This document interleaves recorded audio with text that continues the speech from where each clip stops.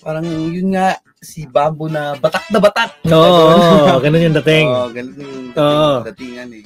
Tapos after ng mga guestings, nung second na pagbalik mo dito, paano mo na pag-decide na bumalik ka ba ulit doon o nag-stay ka na dito? Ayun na. Ayan na. Yun yung mali ko. Mm-hmm. Kasi, mainit ka na nun eh. Oo. Nag-ano ko eh.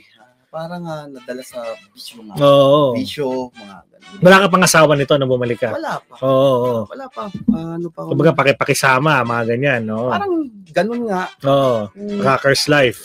Friends and rock and roll. Kaya nga. Wala eh, pangit. Tapos sa pagbalik mo? Pagkatapos nun eh, yun talaga. So gusto nyo, ano ba yun gusto nyo ng Diyos na makulong ako. Nahuli kayo. Nakulong ako sa dahil ng droga. Tapos, yun, pagkalabas ko, may asawa na ako, may anak. Nag-ano ka na, nagseryoso ka na sa buhay. Seryoso na, syempre. Dapat talaga may Diyos. Kasi parang ang nangyari nun, kung hindi ka pa madadala, gustuhin mo pa bumalik? Wake up call. Oo, hanggang dun ka na. Oo.